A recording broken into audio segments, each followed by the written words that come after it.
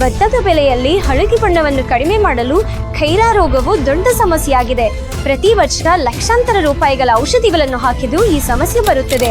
ಏಕೆಂದ್ರೆ ಇದಕ್ಕೆ ಕಾರಣ ಸಾರಜನಕವಲ್ಲ, ರಂಜಕವಲ್ಲ, ಪೊಟ್ಯಾಶ್ ಅಲ್ಲ, ಬದಲಾಗಿ ಈ ಮೂರರಷ್ಟೇ ಪ್ರಮುಖವಾದ ಒಂದು ಗೊಬ್ಬರವಾಗಿದೆ. ಈ ಗೊಬ್ಬರವನ್ನ ಸಮಯಕ್ಕೆ ಸರಿಯಾಗಿ ನೀಡದಿದ್ರೆ ನಂತರ ಲಕ್ಷಾಂತರ ರೂಪಾಯಿಗಳ ಗೊಬ್ಬರ ಹಾಕಿದ್ರು ನಿಮ್ಗೆ ಫಲಿತಾಂಶ ಸಿಗುದಿಲ್ಲ.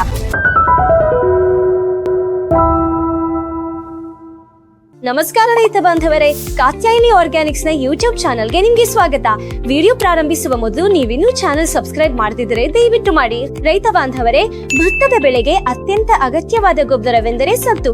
ಹಾಗಾದ್ರೆ ಈ ಸತ್ತುವಿನ ಗೊಬ್ಬರವನ್ನು ಯಾವಾಗ ನೀಡಬೇಕು, ಎಷ್ಟು ನೀಡಬೇಕು, ಯಾವುದ್ರ ಜೊತೆ ನೀಡಬೇಕು ಮತ್ತು ಮುಖ್ಯವಾಗಿ ಯಾವ ಗೊಬ್ಬರಗಳ ಜೊತೆ ನೀಡಬಾರದು? ಯಾಕಂದ್ರೆ ರೈತ ಬಾಂಧವರೇ, ನೀವು ಸತ್ತುವಿನ ಗೊಬ್ಬರವನ್ನು ತಪ್ಪು ರೀತಿಯಲ್ಲಿ ಬಳಸಿದರೆ ಬೆಳೆಗೆ ಲಾಭವಾಗುವ ಬದಲು ಭಾರಿ ಪ್ರಮಾಣದಲ್ಲಿ ನಷ್ಟವಾಗುತ್ತದೆ. ಮೊದಲನೇದಾಗಿ, ಪ್ರತಿ ವರ್ಷ ಭತ್ತದ ಬೆಳೆಯಲ್ಲಿ ಸತ್ತುವಿನ ಕೊರತೆ ಏಕೆ ಕಂಡು ಬರುತ್ತದೆ ಎಂದು ತಿಳಿಯೋಣ. ಇದಕ್ಕಾಗಿ ಮೊದಲು ಭತ್ತದ ಬೆಳೆಯಲ್ಲಿ ಪದೇ ಪದೇ ಸತ್ತುವಿನ ಕೊರತೆ ಏಕೆ ಉಂಟಾಗುತ್ತದೆ ಎಂಬುದನ್ನು ಅರ್ಥ ಮಾಡಿಕೊಳ್ಳಬೇಕು.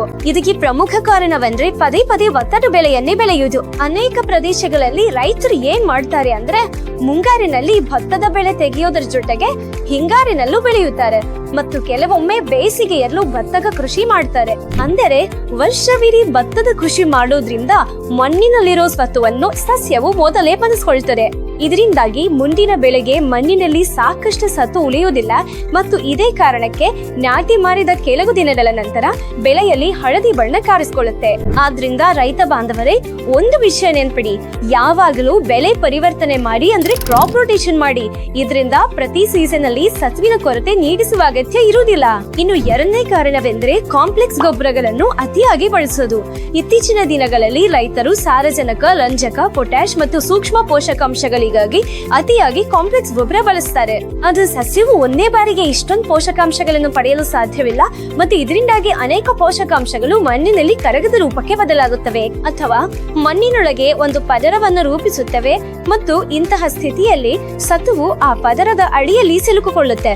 ಇದರಿಂದ ಸಸ್ಯಕ್ಕೆ ಸತ್ತು ಸಿಗದೆ ನಿಧಾನವಾಗಿ ಹಳದಿ ಬಣ್ಣ ಬರಲು ಶುರುವಾಗುತ್ತೆ. ಮೂರನೇ ಕಾರಣವಂದ್ರೆ ಗದ್ದೆಯಲ್ಲಿ ಸತತವಾಗಿ ನೀರ್ ನಿಂತಿರುವುದು. ಭತ್ತದ ಗದ್ದೆಯಲ್ಲಿ ನೀರ್ ನಿಲ್ಲುವುದು ಅಗತ್ಯ, ಆದ್ರೆ ಮಣ್ಣಿನಲ್ಲಿ ದೀರ್ಘಕಾಲ ನೀರು ನಿಂತಾಗ ಮಣ್ಣಿನೊಳಗೆ ಆಮ್ಲಜನಕದ ಕೊರತೆ ಆಗ್ತದೆ. ಅಂದರೆ ಮಣ್ಣು ಅನೆರೋಬಿಕ್ ಸ್ಥಿತಿಗೆ ತಲುಪ್ತದೆ. ಇದರಿಂದಾಗಿ ಮಣ್ಣಿನೊಳಗಿನ ಸತ್ತು ಕೂಡ ಕರಗದ ರೂಪಕ್ಕೆ ಬದಲಾಗ್ತದೆ. ಆದ್ದರಿಂದ ನೆನಪಿಡಿ, ಮಣ್ಣಿನಲ್ಲಿ ಕರಗುವ ರೂಪದಲ್ಲಿರುವ ಸತ್ವವನ್ನು ಮಾತ್ರ ಸಸ್ಯವು ಪಡೆಯಲು ಸಾಧ್ಯ. ಹಾಗಾಗಿ ಭತ್ತದ ಬೆಳೆಯಲ್ಲಿ ನೀರಿನ ಸರಿಯಾದ ನಿರ್ವಹಣೆ ಮಾಡೋದು ಕೂಡ ಬಹಳ ಮುಖ್ಯವಾಗಿದೆ. ಇನ್ನು ನಾಲ್ಕನೇ ಕಾರಣವಂದ್ರೆ ಸಾವಯವ ಗೊಬ್ಬರಗಳ ಕೊರತೆ. ಭತ್ತ ನಾಟಿ ಮಾಡುವ ಮೊದಲು ನೀವು ಕೊಟ್ಟಿಗೆ ಗೊಬ್ಬರ, ವರ್ಮಿ ಕಾಂಪೋಸ್ಟ್, ಸಾವಯವ ಪೊಟ್ಯಾಶ್ ನೀಡದಿದ್ರೆ ಮಣ್ಣಿನಲ್ಲಿ ಸೂಕ್ಷ್ಮ ಜೀವಿಗಳ ಚಟುವಟಿಕೆ ಕಡಿಮೆ ಆಗುತ್ತೆ ಮತ್ತು ಸತುವಿನ ಲಭ್ಯತೆ ತಾನಾಗಿಯೇ ಕಡಿಮೆ ಆಗುತ್ತೆ. ಮತ್ತು ಇದರೊಂದಿಗೆ ಮಣ್ಣಿನ pH ಕೂಡ ಹೆಚ್ಚಾಗುತ್ತೆ ಮತ್ತು pH ಹೆಚ್ಚಾಗೋದ್ರಿಂದ ಸಸ್ಯವು ಸತುವನ್ನು ಹೀರಿಕೊಳ್ಳಲು ಸಾಧ್ಯವಾಗೋದಿಲ್ಲ. ಅಂದ್ರೆ ಮಣ್ಣಿನಲ್ಲಿ ಸತುವು ಇದ್ರೂ ಸಹ ಸಸ್ಯವು ಆ ಸತುವನ್ನು ಯಾವುದೇ ರೀತಿಯಲ್ಲಿ ಬಳಸಿಕೊಳ್ಳಲು ಸಾಧ್ಯವಾಗುವುದಿಲ್ಲ. ಈಗ ಭತ್ತದ ಬೆಳೆಗೆ ಈ ಸತು ಏಕೆ ಅಷ್ಟು ಮುಖ್ಯ ಎಂದು ಅರ್ಥ ಮಾಡ್ಕೊಳ್ಳೋಣ. ಇದು ಭತ್ತದ ಬೆಳೆಯಲ್ಲಿ ಅಂತ ಯಾವ ಕೆಲಸವನ್ನು ಮಾಡುತ್ತದೆ? ಮೊದಲನೇದಾಗಿ, ಸತುವು ಬೇರುಗಳನ್ನು ಬಲಪಡಿಸುತ್ತದೆ. ಇದು ಹೊಸ ಬಿಳಿ ಬೇರುಗಳನ್ನು ಹೆಚ್ಚಿಸಿ ಪೋಷಕಾಂಶ ಮತ್ತು ನೀರನ್ನು ಹೀರಿಕೊಳ್ಳುವ ಸಾಮರ್ಥ್ಯವನ್ನು ಸುಧಾರಿಸುತ್ತದೆ. ಇದರಿಂದ ಸಸ್ಯದ ಬೆಳವಣಿಗೆ ಉತ್ತಮವಾಗುತ್ತದೆ. ಎರಡನೇದಾಗಿ, ಸತುವು ಆಕ್ಸಿನ್ ಹಾರ್ಮೋನ್ ಉತ್ಪಾದನೆಗೆ ಸಹಾಯ ಮಾಡುತ್ತದೆ. ಇದು ಸಸ್ಯದಲ್ಲಿ ಹೆಚ್ಚು ಕೊಂಬೆ ಮತ್ತು ಕವಲುಗಳು ಬರುವಂತೆ ಮಾಡುತ್ತದೆ. ಆದ್ರಿಂದ ಭತ್ತದ ಬೆಳೆಯಲ್ಲಿ ಹೆಚ್ಚು ಕವಲುಗಳು ಬೇಕಾದ್ರೆ ಸತ್ತುಗೊಬ್ಬರವನ್ನು ಸರಿಯಾದ ಸಮಯದಲ್ಲಿ ಸರಿಯಾದ ಪ್ರಮಾಣದಲ್ಲಿ ಬಳಸಬೇಕು. ಮೂರನೇ ಕೆಲಸವಂದ್ರೆ ಸತುವು ಎಲೆಗಳು ಹಸಿರಾಗಿರ್ತದೆ. ರೈತ ಬಾಂಧವರೇ, ಗಮನಿಸಿದ್ರೆ ಸತುವಿನ ಕೊರತೆಯಿಂದಾಗಿ ಮೊದಲು ಎಲೆಗಳು ಹಳದಿ ಬಣ್ಣಕ್ಕೆ ತಿರುಗಲು ಪ್ರಾರಂಭಿಸುತ್ತವೆ ಮತ್ತು ಸಸ್ಯದಲ್ಲಿ ಎಲೆಗಳು ಹಳದಿ ಬಣ್ಣಕ್ಕೆ ತಿರುಗಿದಾಗ ದ್ಯುತಿ ಸಂಶ್ಲೇಷಣೆ ಪ್ರಕ್ರಿಯೆಯು ನಿಧಾನವಾಗುತ್ತದೆ. ಅಂದರೆ ಸಸ್ಯದೊಳಗೆ ಆಹಾರ ತಯಾರಿಸುವ ಪ್ರಕ್ರಿಯೆಯು ನಿಧಾನವಾಗುತ್ತದೆ ಮತ್ತು ಈ ಪ್ರಕ್ರಿಯೆಯು ನಿಧಾನವಾಗೋದ್ರಿಂದ ಸಸ್ಯವು ತನ್ನ ಶಕ್ತಿಯನ್ನು ಉತ್ಪಾದಿಸಲು ಸಾಧ್ಯವಾಗುವುದಿಲ್ಲ ಮತ್ತು ಸಸ್ಯದಲ್ಲಿ ಶಕ್ತಿ ಉತ್ಪತ್ತಿ ಆಗದೆ ಇದ್ರೆ ಸಸ್ಯದ ಬೆಳವಣಿಗೆಯು ಕ್ರಮೇಣ ಕಡಿಮೆ ಆಗುತ್ತೆ. ಇದರಿಂದಾಗಿ ಕವಲುಗಳು ಕಡಿಮೆ ಆಗುತ್ತವೆ, ಮುಂದೆ ತೆನೆಗಳು ಕೂಡ ಕಡಿಮೆ ಆಗುತ್ತವೆ ಮತ್ತು ಇಳುವರಿಯು ನೇರವಾಗಿ ಕಡಿಮೆ ಆಗುತ್ತೆ. ನಾಲ್ಕನೆಯದಾಗಿ, ಖೈರಾ ರೋಗದಿಂದ ರಕ್ಷಣೆ. ರೈತ ಬಾಂಧವರೇ, ಭತ್ತದಲ್ಲಿ ಸತ್ವಿನ ಕೊರತೆಯಿಂದ ಖೈರಾ ರೋಗ ಬರುತ್ತದೆ. ಇದರಿಂದ ಎಲೆಗಳು ಹಳದಿ ಬಣ್ಣಕ್ಕೆ ತಿರುಗಿ ಕಂದು ಕಲೆಗಳು ಮೂಡಿ ಬೆಳವಣಿಗೆ ಕುಂಠಿತವಾಗುತ್ತದೆ.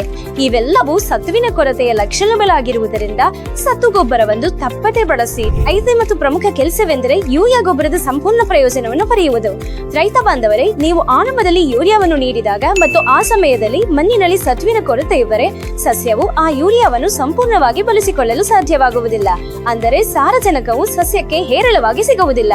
ಆದ್ದರಿಂದ ರೈತ ಬಾಂಧವರೇ, ನಿಮಗೆ ಯೂರಿಯಾ ಗೊಬ್ಬರದ ಸಂಪೂರ್ಣ ಪ್ರಯೋಜನ ಬೇಕಾದರೆ ಸತ್ವವನ್ನು ಖಂಡಿತ ಬಳಸಿ. ಈಗ ಅತ್ಯಂತ ಪ್ರಮುಖ ಪ್ರಶ್ನೆ ಎಂದರೆ ಯಾವ ಸತ್ವವನ್ನು ನೀಡಬೇಕು, ಯಾವಾಗ ನೀಡಬೇಕು ಮತ್ತು ಎಷ್ಟು ಪ್ರಮಾಣದಲ್ಲಿ ನೀಡಬೇಕು, ಯಾವ ಗೊಬ್ಬರದೊಂದಿಗೆ ನೀಡಬೇಕು. ಮತ್ತು ರೈತರು ಮಾಡುವ ದೊಡ್ಡ ತಪ್ಪು ಎಂದರೆ ಸತ್ತು ಗೊಬ್ಬರವನ್ನು ಅಗತ್ಯಕ್ಕಿಂತ ಹೆಚ್ಚು ಪ್ರಮಾಣದಲ್ಲಿ ಬಳಸುವುದು.